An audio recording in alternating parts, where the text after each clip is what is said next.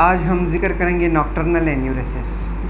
Nocturnal enuresis से मुराद जब इंसान अपने आप पे कंट्रोल नहीं रख पाता और रात को बिस्तर में उसका पेशाब चला जाता है। ये ज़्यादातर बच्चों में ये मसला होता है, कभी कभार ऐसे भी होता है कि ज़्यादा उम्र के जो लोग हैं उनमें भी ये मसला हो सकता है।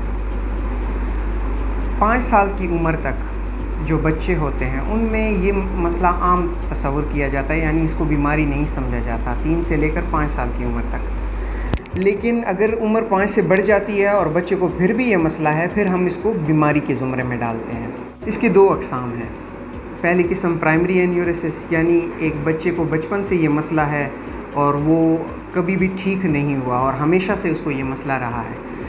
दूसरी जो किस्म है उसे सेकेंडरी एन्यूरेसिस कहते हैं, यानी बचपन में उसको ये मसला था, बीच में वो ठीक हो गया, फिर किसी वजह से उसको ये मसला दोबारा से शुरू हो गया है। अभी इसकी कई वजूहात होती हैं।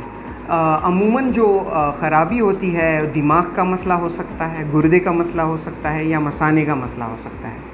वो कौन सी वजूहात हैं जिनकी वजह से दिमाग, गुर्दे और मसाने पे फ़र्क पड़ता है? सबसे बड़ी वजह जो इसकी है वो मौरूसी वजह है, यानी ये बीमारी जो है वो माँ बाप से बच्चों में मुंतकिल होती है।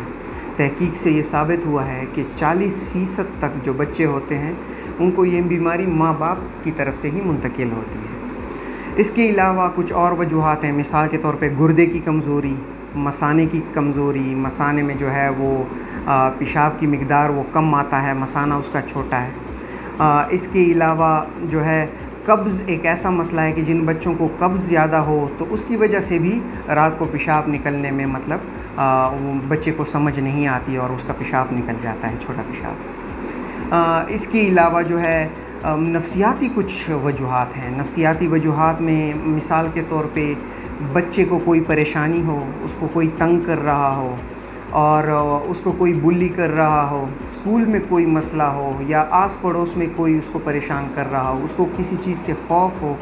इसलिए हम अक्सर वालिदैन को ये मशवरा भी देते हैं कि जिन बच्चों को ये मसला होता है कि वो रात को उनका बिस्तर में पेशाब निकल जाता है, तो उनके वालिदैन को हम ये मशवरा देते हैं कि आप बच्चे से कम ये पूछ लिया करें कि आपको कोई ऐसा मसला है जिसकी वजह से आप डरे हुए हों या परेशान हों। अच्छा, ज़्यादातर केसेस में ये बीमारी जो है वो उम्र के साथ साथ ख़ुद ही बच्चे में वो ठीक हो जाती है, बच्चे में ये बीमारी गायब हो जाती है, उसकी ये आदत हट जाती है।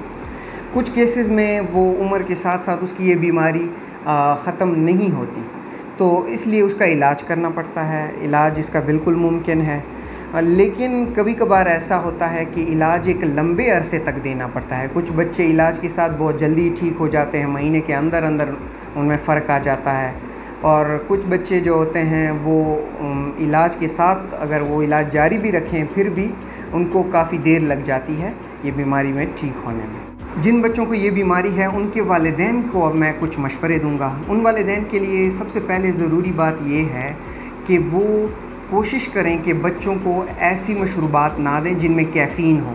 मिसाल के तौर पे हम जो बाज़ार में जो पेप्सी, कोक, 7 अप वग़ैरह ये चीज़ें मिलती हैं, वो बच्चों को इन चीज़ों से दूर रखें। दूसरी बात जो है वो ये है कि रात के वक्त उसको ज़्यादा मशरूबात ना दें। रात को अगर बच्चा सोने के लिए जा रहा है तो सोने से पहले कम से कम 2 बार उसको बाथरूम लेके जाएँ ताकि वो छोटा पेशाब बाथरूम में कर सके। और इसके अलावा एक और ज़रूरी बात यह है कि जब बच्चा सो जाए कुछ अरसे के लिए 1-2 महीने 3 महीने बच्चे को इस तरह ट्रेन किया जाए कि बीच बीच में नींद में बच्चे को उठाया जाए और उसे कहा जाए कि बाथरूम में वो पेशाब करके आए।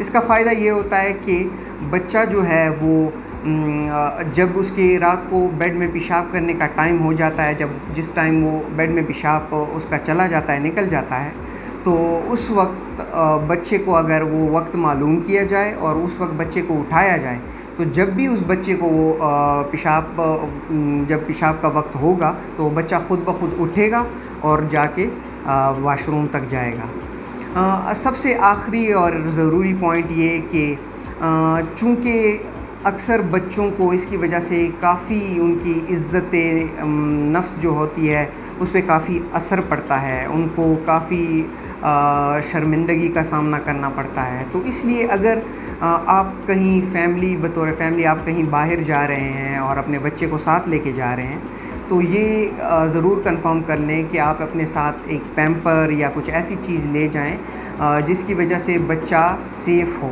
और वो लोगों के सामने उसकी इज़्ज़त नफ्स पे कोई असर ना पड़े। बहुत शुक्रिया।